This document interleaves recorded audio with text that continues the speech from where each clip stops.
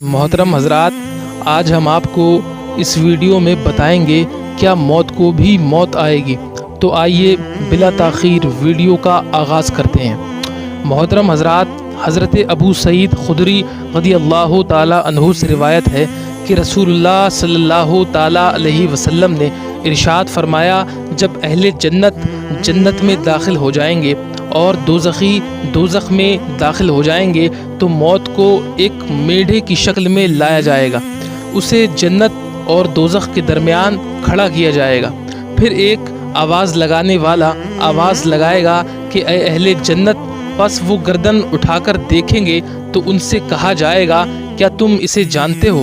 وہ کہیں گے ہاں جانتے ہیں، یہ تو موت ہے، کیونکہ سب اسے مرتے وقت دیکھ چکے ہوں گے۔ پھر کہا جائے گا، اے دوزخیوں، کیا تم اسے پہچانتے ہو؟ وہ جھانک کر دیکھیں گے اور کہیں گے ہاں یہ موت ہے۔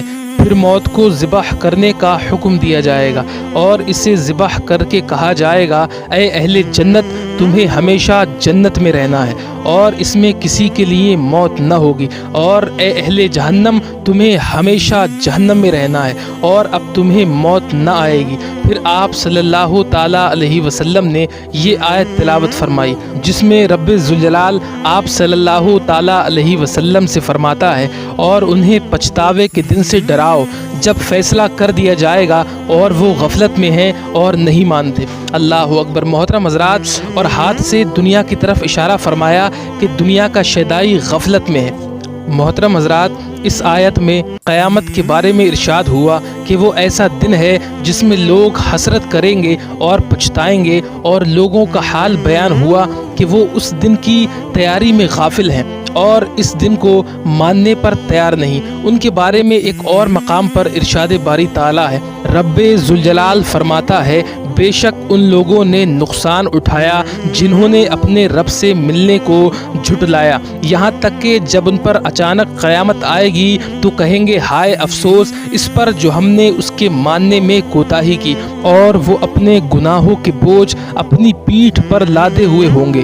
خبردار وہ کتنا برا بوجھ اٹھائے ہوئے ہیں۔ اور ان کا انجام بیان کرتے ہوئے ارشاد فرماتا ہے کہ بے شک وہ لوگ جو ہم سے ملنے کی امید نہیں رکھتے اور دنیا کی زندگی پسند کر بیٹھے ہیں اور اس پر مطمئن ہو گئے ہیں، اور وہ جو ہماری آیتوں سے غافل ہیں، ان لوگوں کا ٹھکانہ ان کے اعمال کے بدلے میں دوزخ ہے۔ اللہ اکبر۔ لہٰذا ہر مسلمان کو چاہیے کہ وہ حسرت و پچھتاوے اور عذاب کا دن آنے سے پہلے پہلے اللہ تعالیٰ کی بارگاہ میں اپنے گناہوں سے سچی توبہ کر لے، اللہ تعالیٰ اور اس کے حبیب صلی اللہ تعالیٰ علیہ وسلم کی اطاعت میں اپنی زندگی بسر کرنا شروع کر دے، اور قرآن مجید میں اللہ تعالیٰ نے جو احکامات دیے ان کی پیروی میں لگ جائے۔ چنانچہ اس چیز کا حکم دیتے ہوئے اللہ تعالیٰ ارشاد فرماتا ہے، اور اپنے رب کی طرف رجوع کرو اور اس وقت سے پہلے اس کے حضور گردن رکھو کہ تم پر عذاب آئے، پھر تمہاری مدد نہ کی جائے، اور تمہارے رب کی طرف سے جو بہترین چیز تمہاری طرف نازل کی گئی ہے اس کی اس وقت سے پہلے پیروی اختیار کر لو کہ تم پر اچانک عذاب آ جائے اور تمہیں خبر بھی نہ ہو۔ پھر ایسا نہ ہو کہ کوئی جان یہ کہے کہ ہائے افسوس ان کوتاہیوں پر جو میں نے اللہ کے بارے میں کی، اور بے شک میں مذاق اڑانے والوں میں سے تھا۔ اللہ اکبر۔ اللہ تعالیٰ تمام مسلمانوں کو اپنی اخروی تیاری کے لیے بھرپور کوشش کرنے کی توفیق عطا فرمائے، آمین۔